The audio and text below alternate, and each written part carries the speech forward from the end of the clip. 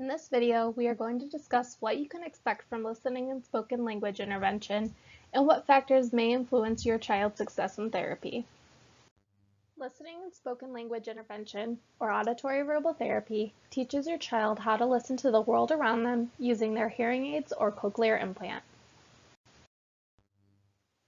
With this knowledge, your child may be able to fully participate in the things that come along with having a childhood. They can play with the neighborhood children, talk to their grandparents on the phone, and watch a movie with the family. Perhaps most importantly, these skills can help them participate in a mainstream classroom. There are a lot of things that contribute to your child's success in therapy.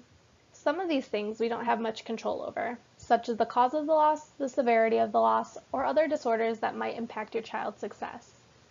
Some things we have some control over, but they are still largely dependent on each individual child's case. These things include the age at which the loss is identified and when they receive their hearing technology. The earlier your child is identified as having a hearing loss and gets a hearing aid or a cochlear implant, the better. Other things that contribute to progress in therapy are things that can be done at home to help them develop their listening and spoken language skills. These things include how often their hearing technology is used and your efforts as a caregiver to use therapy suggestions and techniques at home.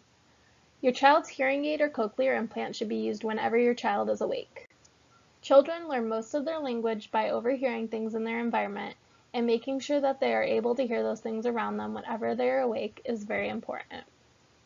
Every case is different, and one factor will not make or break your child's success in therapy, but you should be aware of these things and ask your child's speech therapist about how these factors may influence your child's progress.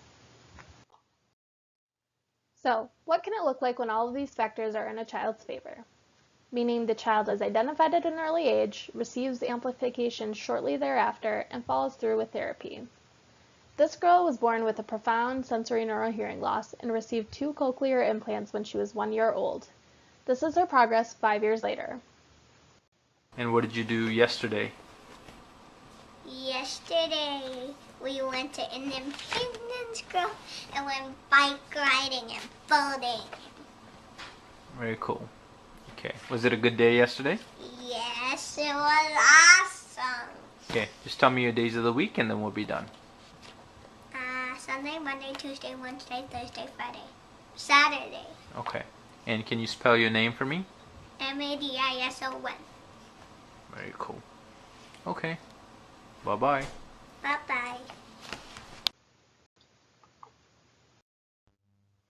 The next video is an example of what progress can look like for a child who's implanted at a later age and who did not receive amplification in both ears immediately.